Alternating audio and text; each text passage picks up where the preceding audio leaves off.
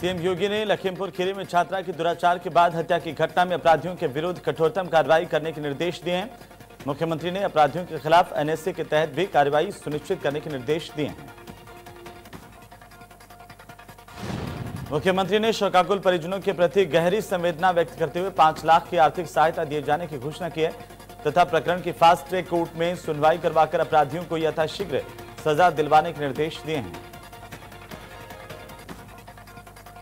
मुख्तार अंसारी के अवैध कब्जे को खाली करा रही पुलिस। लखनऊ के डालीबाग स्थित अवैध कब्जे पर एक्शन। मौके पर भारी पुलिस बल और जेसीबी तैनात। गेट का ताला तोड़कर गिराया जा रहा अवैध निर्माण। बाहुबली अतीक अहमद पर हुआ बड़ा एक्शन। प्रयागराज में 25 करोड़ की 7 संपत्तियां की गई कुर्क। डीएम के आदेश के बाद हुआ एक्शन। बीजेपी ने उत्तर प्रदेश की एक राज्यसभा सीट पर होने वाले उपचुनाव के लिए सैयद जफर इस्लाम को अपना उम्मीदवार बनाया है।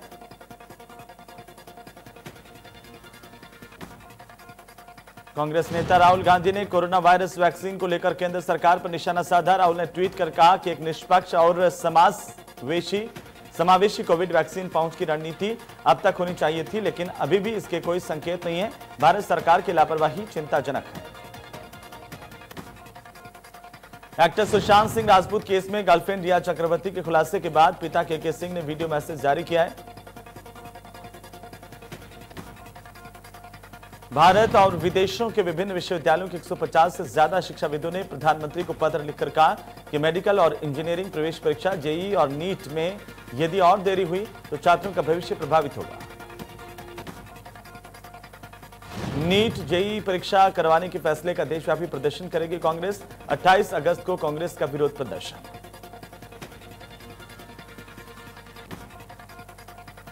नीट जेईई परीक्षा को लेकर अखिलेश यादव ने ट्वीट कर कहा, जान के बदले एग्जाम नहीं चलेगा।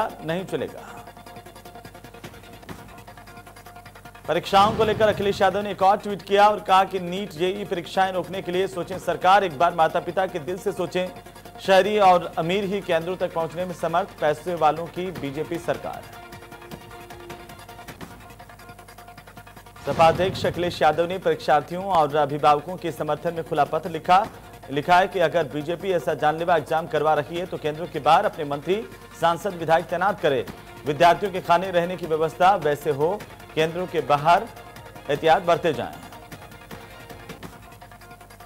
उत्तर प्रदेश पुलिस में फिर से ट्रांसफर हुए हैं सचिव गृह विभाग एसके भगत हटाए गए। एसके भगत को आईजी विजिलेंस बनाया गया। तरुण गाबा नए सचिव बने हैं। गृह विभाग के आईजी विजिलेंस थे तरुण गाबा। प्रयागराज एसएसपी की बड़ी कार्रवाई। 35 कांस्टेबल को किया गया लाइन हाजिर। कर्मचारियों को नैतिक कर्तव्य न करने का पाया गया दोषी। आम नागरिक की शिकायत पर नहीं निभा पाए कर्तव्य। आईजी जोन मेरठ प्रवीण कुमार का बुलंदशहर का दौरा। आईजी ने फैमिली क्वार्टर का किया सर्वे। एसएसपी को जल्द सुधार के दिए निर्देश। पुराने लंबित मुकदमों का जल्द हो निस्तारण। कानून व्यवस्था को सख्त करने की दी हिदायत। लखनऊ में सनकी महिला ने 2 कुत्ते के बच्चों को पैर से कुचलकर मार डाला। सोशल मीडिया पर वायरल हुआ वीडियो। पुलिस ने दर्ज किया केस। सीतापुर की महमूदाबाद नगर पालिका परिषद में मासिक बोर्ड बैठक पालिका अध्यक्ष की अध्यक्षता में आयोजित हुई। इस दौरान सभासदों के प्रस्ताव पर पालिका के सभी वार्डों में 10-10 स्ट्रीट लाइटें लगाने के साथ ही सरावगी टोला स्थित बालाजी मंदिर में इंटरलॉकिंग लगाने के प्रस्तावों को स्वीकृति प्रदान की गई। बदायूं के उसहेद कस्बे के शराब की दुकान के पास कार में अचानक से आग लग गई। गैस रिफिलिंग के दौरान आग लगी। आग लगने से अफरा तफरी का माहौल देखा गया। लोगों ने बमुश्किल इस आग पर काबू पाया। औरैया के एरवा कटरा थाना इलाके के अनिरुद्धपुर क्षेत्र में बदमाशों ने पुलिस की टीम पर हमला किया। बदमाश सिपाही को गोली मारकर के फरार हो गए। सिपाही को गंभीर हालत में सामुदायिक स्वास्थ्य केंद्र एरवा कटरा में भर्ती करवाया गया। तो महुआ रेलवे जंक्शन के प्लेटफॉर्म नंबर 2 में अज्ञात बुजुर्ग साधु का शव मिलने से हड़कंप मच गया। संदिग्ध परिस्थितियों में फांसी के फंदे से लटका मिला शव। कानपुर में पुलिस सेक्स रैकेट का पर्दाफाश किया गया। 3 लड़कियां, 5 लड़के, 3 लग्जरी कार भी बरामद की गई। शिवालिक अपार्टमेंट पर कार्रवाई की गई।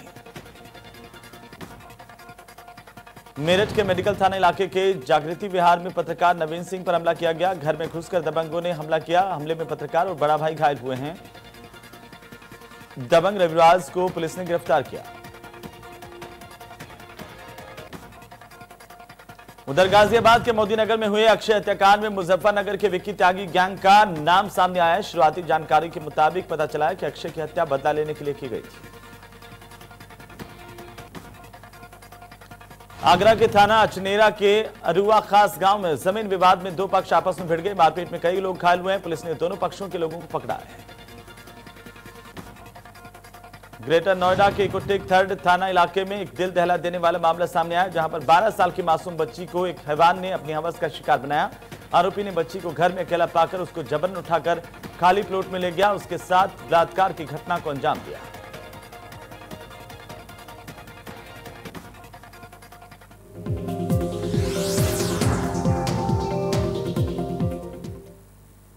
तो चलिए आगे बढ़ेंगे। इस वक्त उत्तराखंड से बड़ी खबर है। आपको बता दें कि उत्तराखंड में बदहाल पड़ी स्वास्थ्य सेवाओं को लेकर के नेता प्रतिपक्ष इंदिरा हृदयेश ने एक दिवसीय उपवास पर बैठने का ऐलान कर दिया। वे बैठ गई हैं।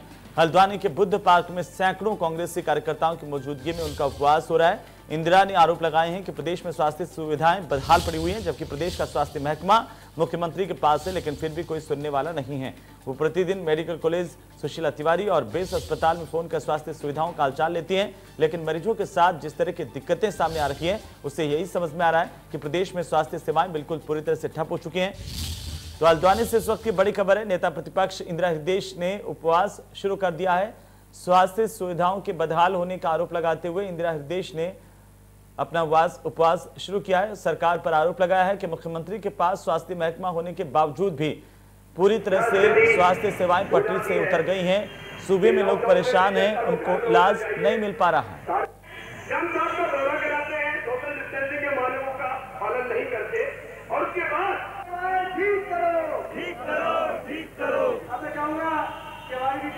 क्या स्थिति हो जाती है कि लॉकडाउन में भी जनता को घर में होना चाहिए। तो वहीं उपवास पर बैठी नेता प्रतिपक्ष इंदिरा हृदयेश ने क्या कुछ कहा, वो आप सुनिए। स्वास्थ्य सेवाओं का हाल बहुत बुरा हो गया है, चरमरा गई व्यवस्था। मैं करीब प्रतिदिन 2 बार वहाँ के सर्जन को फोन करती हूँ, प्रिंसिपल को फोन करती हूँ, व्यक्तिगत मरीजों की स्थिति बताती हूँ। गर्भवती महिलाएं यदि 8-8 घंटे इंतजार करें, जिनका ड्यू हो चुका है और वो इधर उधर भागती फिरें, क्या कष्ट होता है, इसका अंदाजा अगर इन डॉक्टरों को नहीं है तो निश्चित रूप से आवाज उठानी चाहिए। और ये विभाग मुख्यमंत्री के पास है। तो चलिए इसी खबर पर ज्यादा जानकारी के साथ हल्द्वानी से हमारे सहयोगी ताराचंद जोशी हमारे साथ जुड़ चुके हैं। ताराचंद, क्या कुछ जानकारी इंदिरा हृदयेश के उपवास को लेकर इस वक्त आपके पास? जी देखिए, नेता प्रतिपक्ष इंदिरा हृदयेश एक दिवसीय उपवास पर आज हल्द्वानी के बुद्ध पार्क में बैठी हुई हैं और सबसे बड़ा मुद्दा इस समय जो है वो स्वास्थ्य सेवाओं को लेकर है, क्योंकि कोरोना काल चल रहा है और ऐसे में जो स्वास्थ्य सेवाएं बद से बदतर यहाँ पर हो चली हैं, उसी को लेकर उनका उपवास है। और एक बहुत अच्छी आवाज यहाँ पर विपक्ष ने उठाई है, क्योंकि आए दिन सुशीला तिवारी का जहां तक बात करें तो कुमाऊं का सबसे बड़ा अस्पताल, सबसे बड़ा आइसोलेशन सेंटर कोविड के लिए बनाया गया और सबसे ज्यादा मौतें यदि पूरे उत्तराखंड की बात करें तो सबसे ज्यादा मौतें भी सुशीला तिवारी अस्पताल में हुई हैं। तो कहीं ना कहीं सब कुछ खुद ही बयान कर दिया। ये सब आंकड़ों के हिसाब से यदि देखें तो सुशीला तिवारी अस्पताल में जितनी मौतें हुई हैं उसको लेकर, स्वास्थ्य सेवाओं की बदहाल स्थिति को लेकर आज एक दिवसीय उपवास पर इंदिरा हृदयेश बैठी हैं और उनके साथ कांग्रेस का जो कार्यकर्ता हैं वो यहाँ पर मौजूद हैं और अभी भी ये उपवास चल रहा है और सरकार के खिलाफ ये उपवास है। और उनका ये कहना है कि मुख्यमंत्री के पास खुद स्वास्थ्य विभाग होते हुए इस प्रदेश का स्वास्थ्य इतना खराब हो तो वहां पर फिर जनता को किस तरह से दुश्वारियां पेश आ रही हैं, वो एक समझने वाली बात है। और उन्होंने ये भी कहा कि जिस तरह से स्वास्थ्य सेवाएं बदहाल हैं और भी अनेकों ऐसी समस्याएं हैं प्रदेश के अंदर, तो 2022 का जो चुनाव होगा उसमें ये भारतीय जनता पार्टी की जो सरकार है उसको उखाड़ फेंकने के लिए कांग्रेस पुरजोर यहाँ पर कोशिश करेगी और 2022 में यहाँ पर कांग्रेस की सरकार वापस बनने जा रही है। और जब 2022 में सरकार बनेगी तो स्वास्थ्य व्यवस्थाओं के अलावा जितने भी प्रदेश के विकास के कार्य रुके हुए हैं वो बहुत तेजी से आगे बढ़ेंगे। जी बिल्कुल ताराचंद, जिस तरह से आप जिक्र कर रहे हैं कि सुशीला तिवारी अस्पताल हो या फिर सूबे के कोई दूसरे अस्पताल हो, क्या एक बैठे बिठाए कांग्रेस को एक मुद्दा मिल गया यहाँ पर सरकार के खिलाफ? खुद मुख्यमंत्री पर निशाना साधते हुए दिखाई दिए सीधे तौर पर इंदिरा हृदयेश। जी देखिए, बिल्कुल एक मुद्दा इस समय बहुत बड़ा मुद्दा खुद सरकार ने विपक्ष को यहाँ पर दिया है, क्योंकि कोविड काल में जिस तरह से स्थितियां यहाँ के अस्पतालों की हैं, वो सुशीला तिवारी अस्पताल की ही नहीं, क्योंकि कुमाऊं का सबसे बड़ा अस्पताल आइसोलेशन सेंटर यहाँ पर सबसे बड़ा वो बनाया गया, बावजूद इसके जितने भी अस्पताल कुमाऊं भर में या प्रदेश भर में जितने भी अस्पताल हैं, सभी की हालत यही है। और सबसे बड़ी बात यह है कि स्वास्थ्य विभाग जब खुद मुख्यमंत्री के पास हो और इतनी बदहाल यदि स्वास्थ्य व्यवस्थाएं होंगी, तो विपक्ष क्या आम जनता भी इस पर विरोध के लिए उतरेंगी। और ये बिल्कुल एक वाजिब एक सवाल आज विपक्ष ने उठाया है, और एक दिवसीय जो उपवास है इसका कहीं ना कहीं असर आने वाले दिनों में जरूर दिखाई देगा। जी बिल्कुल तारा, बहुत बहुत शुक्रिया तमाम जानकारी के लिए। लगातार अपडेट आपसे लेते रहेंगे। तो चलिए आगे बढ़ेंगे। देहरादून के नेहरू कॉलोनी में क्षेत्र में युवतियों से बदसलूकी के मामले को लेकर जांच को पहुंची है, और यहां से देहरादून में पुलिस टीम पर हमला हुआ है। बड़ी और अहम जानकारी इस वक्त की। इस मामले में 2 युवकों पर युवतियों से बदसलूकी और सरकारी कार्य में बाधा पहुंचाने का मुकदमा दर्ज किया गया है। बताया जा रहा है कि मंगलवार की रात को 10 बजे दीप कॉलोनी में रहने वाली 2 बहनों ने चौकी इंचार्ज आशीष रावत को फोन करके कॉलोनी के 2 युवकों पर छेड़छाड़ और बदसलूकी करने के आरोप लगाए। सूचना पर सिपाही राजेश और धर्मेंद्र मामले की जांच को लेकर कॉलोनी में पहुंचे थे। तस्वीरें हम आपको दिखा रहे हैं। इस कारण मौके पर पीड़ित युवतियां भी पहुंच गई। आरोप है कि दोनों युवकों अर्जुन और अमित ने पुलिस के समक्ष युवतियों से बदसलूकी की। पुलिस कर्मियों के समझाने पर दोनों युवक नहीं माने, जिस पर पुलिस ने दोनों युवकों को चौकी ले जाने लगी। इस पर धक्का मुक्की हुई। आरोप है कि युवकों ने सिपाही राजेश को कमरे में खींच लिया, उस पर हमला किया। बीच बचाव में आए सिपाही धर्मेंद्र से भी हाथापाई मारपीट की गई, और हंगामा होने पर रात में पुलिस की टीम मौके पर पहुंची। दोनों युवकों को थाने लाया गया। एसओ ने बताया कि अर्जुन और अमित पर सरकारी कार्य में बाधा पहुंचाने, युवतियों से अभद्रता, बदसलूकी की धाराओं में मुकदमा दर्ज किया गया है। दोनों को गिरफ्तार किया गया है। फिलहाल आप हौसला देखिए इन बदमाशों का कि कैसे आखिरकार पुलिस की टीम पर भी हमला किया। उससे पहले 2 युवतियों के साथ छेड़छाड़ की, अभद्रता की, पुलिस के सामने भी उसको दोहराया।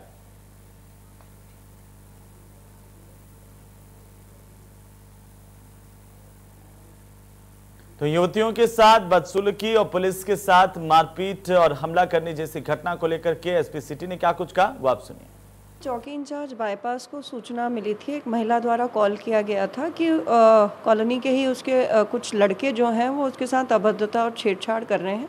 जिस सूचना पे हमारी चीता पुलिस जो है उनके 2 कर्मी उसके घर पहुंचते हैं, और महिला द्वारा बताया गया कि उसके पड़ोस के ही कुछ लड़के हैं जिनके द्वारा ये कृत्य किया जा रहा है। चूँकि उसके द्वारा कंप्लेंट दी गई थी, इसलिए सिपाही जो है उससे पूछताछ करने जब उस लड़के के घर गए तो घर वालों के द्वारा सिपाहियों के साथ अभद्रता की गई, जिसमें जो है जो अभद्रता की कुछ वीडियो भी वायरल हुई हैं, और उस संबंध में एक जांच भी की जा रही है। परंतु जो सिपाहियों के साथ अभद्रता की गई थी और जो महिला के द्वारा तहरीर दी गई थी, उस पर 2 अलग-अलग मुकदमे पंजीकृत किए जा चुके हैं थाना नेहरू कॉलोनी में, और उसमें जो है इन्वेस्टिगेशन जारी। तो चलिए ज्यादा जानकारी के साथ सहयोगी सुभाष हमारे साथ जुड़ चुके हैं। सुभाष, आखिर क्या है ये पूरा मामला, अभी क्या कुछ अपडेट है?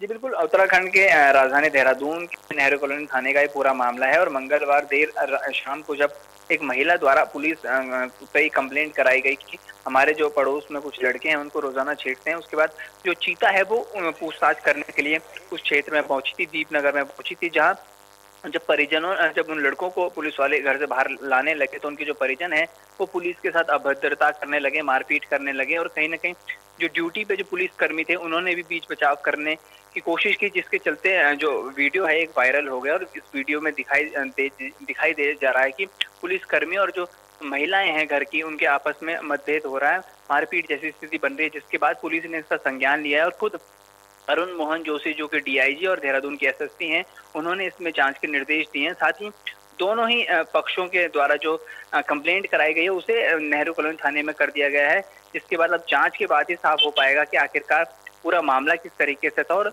आखिरकार गलती किसकी थी। जी चलिए, बहुत बहुत शुक्रिया सुभाष तमाम जानकारी के लिए।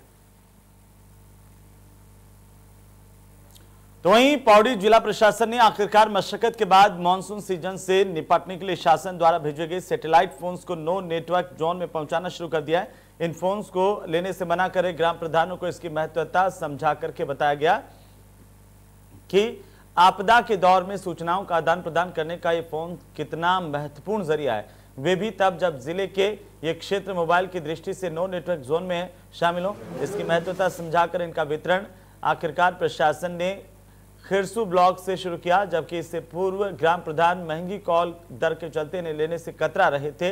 पौड़ी जिले में सैटेलाइट फोन्स का पहला वितरण खिरसू क्षेत्र के उन ग्राम प्रधानों को किया गया है जो लगातार लोगों के संपर्क में रहते हैं। ग्राम प्रधानों को समझाया गया कि ये सैटेलाइट फोन है जो बिना नेटवर्क के भी काम करेंगे। आपदा की स्थिति में इनसे आप जानकारी दे सकते हैं जिससे कि लोगों तक राहत पहुंचाई जा सके। ये काफी महत्वपूर्ण है। ये एक अच्छा कदम सरकार का उन इलाकों के लिए जहां पर फोन का नेटवर्क नहीं मिलता है, लोग परेशान होते हैं और अपने ऊपर किसी भी आपदा को लेकर के जानकारी जिला मुख्यालय तक या फिर प्रशासन तक नहीं पहुंचा पाते।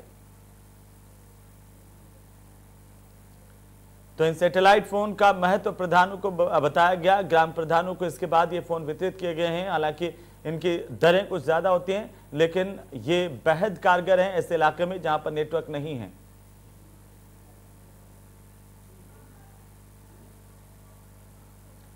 तो सैटेलाइट फोन को लेकर के पुलिस और प्रशासन ने क्या कुछ कहा है वो भी आप सुनिए। इसमें सैटेलाइट फ़ोन जो है आज एसडीआरएफ की ओर से खिरसू ब्लॉक में 10 ग्राम सभाओं को ये आवंटित की गई हैं। और सैटेलाइट फ़ोन को देने से पहले ये देखा गया है कि ऐसे गांव जहां पर कोई कनेक्टिविटी नहीं है, जहां पे किसी भी कंपनी का चाहे बीएसएनएल हो, आइडिया हो, कोई भी नेटवर्क नहीं है, ऐसे गांव को चिन्हित किया गया कि इमरजेंसी की दशा में वो शासन को, प्रशासन को, 108 को, सबको वो संपर्क कर सकते हैं। आज एसडीआरएफ का दौरा यहाँ पर किरसू ब्लॉक में 10 ग्राम प्रधानों को हमने सैटेलाइट फोन एसडीआरएफ के द्वारा वितरित किए गए हैं। इसमें उनके बहुत अच्छा फ़ायदा होगा। यहाँ पर बहुत दुर्गम क्षेत्र हैं उत्तराखंड में, बहुत जहाँ पर नेटवर्क नहीं आता है, ऐसे आपातकालीन स्थिति है, आपदा है, उस समय सूचना आदान प्रदान करने के लिए बहुत अच्छा एक सुविधा है, सैटेलाइट फ़ोन के माध्यम से उनको मिलता है। तो वहीं कोटद्वार में लगातार बढ़ते नशे के ग्राफ को देखते हुए एसएसपी ने संज्ञान लिया है। एसएसपी पौड़ी के दिशा निर्देशानुसार नशे की रोकथाम के लिए कोटद्वार थाना की टीम गठित की गई। टीम को सूचना मिली कि एनडीपीएस से संबंधित माल की बहुत बड़ी खेप कोटद्वार में बरेली और अन्य स्थानों से आ रही है, जिस पर सीआईयू ने फौरन कार्रवाई करते हुए चेकिंग अभियान चलाया। वाहन चेकिंग के दौरान आर्मी कैंटीन के पास पुलिस को देख करके बाइक सवार भागने की कोशिश करने लगे। पुलिस ने बाइक सवार 2 अभियुक्तों की तलाशी ली तो बड़ी मात्रा में चरस और स्मैक बरामद हुआ है, जिसमें 1.5 किलो चरस और साथ ही 1000 पुड़िया स्मैक की बरामद हुई, जिसकी कीमत बाजार में 5 लाख रुपए आंकी गई है। फिलहाल पुलिस की बड़ी कामयाबी कही जा सकती है और कोटद्वार और आसपास का जो इलाका है लगातार उसमें शिकायतें मिल रही थी कि जो नशेबाज हैं वो भी सक्रिय हैं और साथ ही साथ नशे के सौदागर किस तरह से नशे का वितरण करते हैं उस पर लगाम लगाने के लिए पुलिस की ओर से कार्रवाई की गई है।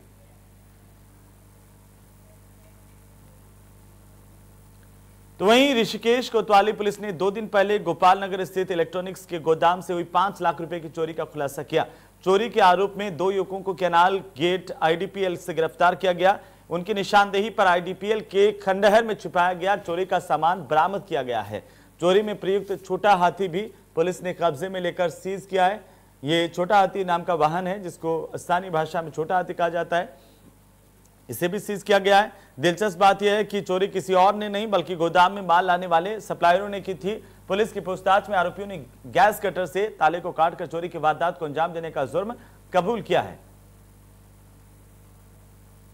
तो इस वाहन के साथ 2 आरोपियों की गिरफ्तारी हुई है। यह छोटा करियर वाहन है जिसको माल ढुलाई में काम में लिया जाता है, इसको स्थानीय भाषा में छोटा हाथी कहते हैं। इसे भी जब्त किया गया। साथ ही 2 आरोपियों की गिरफ्तारी हुई है जिनसे पूछताछ की जा रही है। तो आखिरकार पुलिस ने इलेक्ट्रॉनिक्स के गोदाम से हुई करीब 5 लाख रुपए की चोरी का खुलासा कर दिया है। ज्यादा जानकारी के साथ सहयोगी नीरज गोयल हमारे साथ जुड़ चुके हैं। नीरज, करीब 5 लाख की इलेक्ट्रॉनिक्स के गोदाम से चोरी हुई थी, पुलिस ने किस तरह से खुलासा किया, क्या कुछ अपडेट है? इंडिया नाम से जो व्यापारी इलेक्ट्रॉनिक की दुकान है और इनके दुकान पर ही कुछ 2 कर्मचारी कार्य करते थे और देर रात को उन्होंने जो गोदाम में कार्य तोड़ करके जो है लगभग 5 लाख की कीमत का सामान चोरी कर लिया था। तो जब उनके दुकानदार द्वारा इसकी कंप्लेंट दर्ज कराई गई पुलिस सीसीटीवी और मुखबिरों को जो है लगाया गया। बिल्कुल नीरज, चलिए बहुत बहुत शुक्रिया तमाम जानकारी के लिए। और यहाँ पर 2 लोगों की गिरफ्तारी की गई है। पुलिस फिलहाल मामले की पड़ताल कर रही है। तो चलिए आगे बढ़ेंगे। विधायक प्रणव चैंपियन ने रोड शो किया है। भारतीय जनता पार्टी में शामिल होने के बाद बीजेपी विधायक प्रणव चैंपियन ने रोड शो करते हुए अपने पुराने अंदाज को दिखाया। प्रणव चैंपियन को पार्टी ने 6 साल के लिए निष्कासित किया था राष्ट्रीय अध्यक्ष के आदेशों पर। इसके बाद प्रदेशाध्यक्ष के हस्तक्षेप के बाद 1 साल 1 महीने के बाद प्रणव की वापसी हुई है भारतीय जनता पार्टी में। उन्होंने माफीनामा लिखकर दिया था पार्टी को, उसके बाद उनकी पार्टी में वापसी की गई। वही पुराना अंदाज प्रणव चैंपियन का कार के ऊपर खड़े होकर के रोड शो करते हुए नजर आए।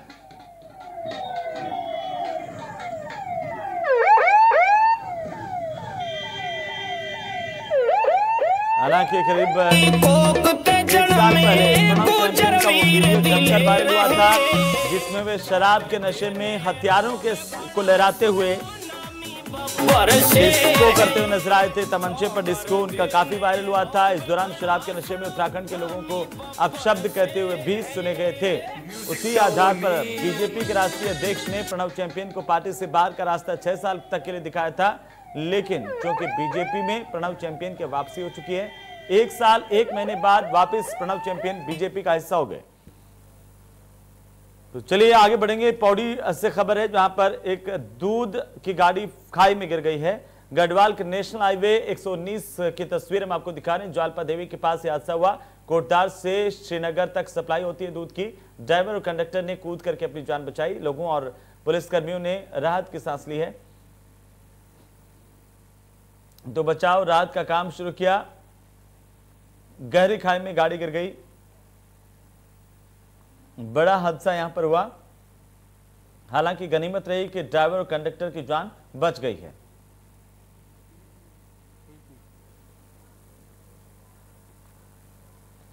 तो चलिए आगे बढ़ेंगे। टिहरी गढ़वाल के देवप्रयाग विधानसभा के कीर्ति नगर ब्लॉक के नेशनल हाईवे 58 पर मलेथा के पास एक कार पुलिया से टकरा करके क्षतिग्रस्त हो गई।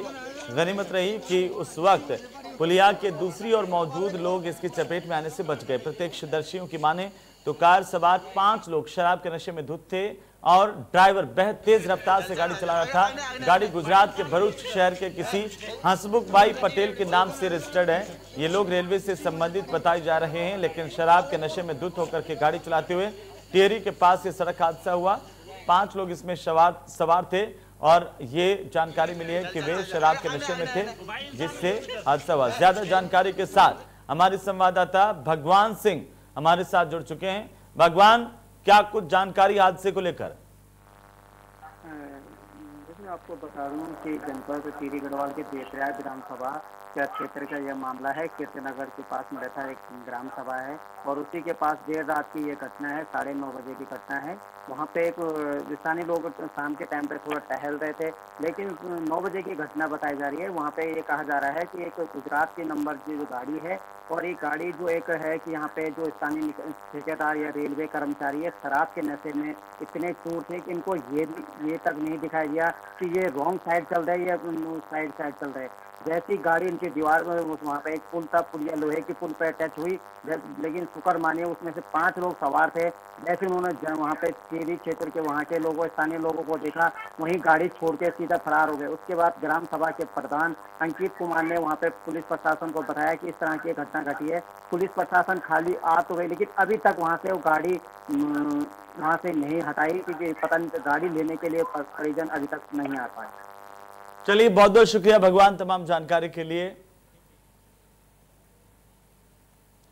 वहीं विकास नगर में भारी बारिश का कहर देखने को मिल रहा है। अब बड़ी अपडेट है इस वक्त की। पानी के तेज बहाव में एक कार के बहने की जानकारी भी है। कार से बच्चों समेत दंपति सुरक्षित बाहर निकाले गए। लांगा रोड पर शीतला नदी में तेज बहाव आया था। मूसलाधार बारिश की वजह से इन दिनों नदियां उफान पर है। पहाड़ों में हो रही बारिश नदी नालों में उफान ला रही है और साथ ही साथ यहाँ पर एक कार के बहने की खबर है। हालांकि दंपति के साथ ही उनके बच्चों को सकुशल बाहर निकाल लिया गया, वे सुरक्षित हैं। पानी के तेज बहाव में सड़क पार करते समय ये कार बह गई थी जो दरिया में समाने लगी, हिचकोले खाने लगी। हालांकि जैसे ही पता चला यहाँ से इस कार सवार लोगों को बचाया गया है, कार के बाहर निकाला गया। और अब बात कर लेते हैं कोरोना की अपडेट की। तो उत्तराखंड में कोरोना का कहर लगातार देखने को मिल रहा है। बीते 24 घंटों की अगर हम बात करें तो 530 नए मरीज उत्तराखंड में मिले हैं। प्रदेश में मरीजों की संख्या 16,549 तक पहुंच गई है। अब तक 219 लोगों की मौत हुई है। साथ ही 11,524 लोगों ने कोरोना को मात दी है। ये बड़ी अपडेट है। उत्तराखंड में तेजी से कोरोना के केस बढ़ रहे हैं। बीते 24 घंटे में 264 नए मामले सामने आए और जिस तरीके से मामलों में इजाफा हुआ है वाकई चिंताजनक है। प्रदेश का स्वास्थ्य महकमा लगातार सतर्कता के साथ जागरूकता भी फैला रहा है और एहतियात बरतने की अपील भी लोगों से की जा रही है। साथ ही साथ तमाम कवायद जो है वो कोरोना को रोकथाम को लेकर के वो की जा रही है। लेकिन इसके बावजूद भी कोरोना संक्रमण के मामले आए दिन लगातार बढ़ रहे हैं, जो कि चिंता पैदा करने वाले हैं। उत्तराखंड में तेजी से कोरोना संक्रमण बढ़ा है। रोजाना अगर जो मामलों की बात करें औसतन 100 से ज्यादा मामले सामने आ रहे हैं। बीते 24 घंटों में 264 नए मामले सामने आए। प्रदेश में अब तक इसके साथ ही संख्या हो गई है 13,225।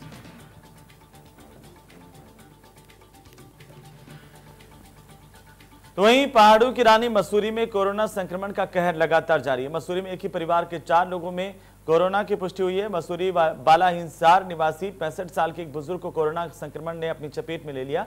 दूसरी ओर कैंपटी क्षेत्र के 30 साल के युवक भी कोरोना संक्रमण से ग्रसित पाया गया। पिछले 4 दिनों में मसूरी में 15 कोरोना संक्रमित पाए गए हैं। इससे लोगों की चिंताएं बढ़ गई है। लोगों ने प्रशासन और पुलिस पर भी सोशल डिस्टेंसिंग और मास्क को लेकर सख्त कदम ना उठाए जाने का आरोप लगाया है। उन्होंने कहा कि देखा जा रहा है पिछले कुछ समय से लोग सोशल डिस्टेंसिंग का जमकर उल्लंघन कर रहे हैं, धज्जियां उड़ा रहे हैं। कई लोगों के साथ पर्यटक बिना मास्क के ही देखे जा रहे हैं, जो काफी गंभीर है।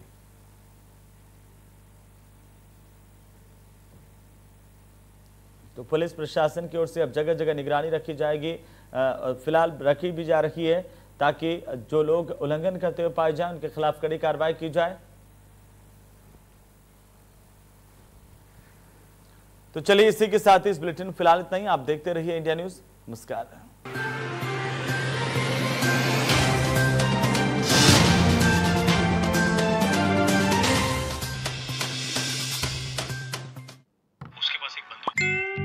जब घर बैठे हैं तो बेकार के चैट ग्रुप्स तो बनेंगे ही। जब बेमतलब के चैट ग्रुप शो टाइम की बत्ती लगा दें, फैमिली के खतरनाक फूफा जी को ऐड करते हैं। शो टाइम पे बकवास हटाओ, स्प्राइट उठाओ। I'm from TCS. I'm from Wipro. We are from NIET. Join #1 ranked institute, NIET Greater Noida. Get future ready. अरे भैया, तुम्हें कब से क्या? लोग ऐसी गंभीर समस्या को हंसी मजाक में उड़ाते हैं। खास जड़ी बूटियों से बना पेट सफा आयुर्वेदिक चूर्ण आज ही ले आए। पेट सफा पहली रात से ही असर दिखाता है और इसकी आदत भी नहीं पड़ती। पेट सफा, हर रोग दफा।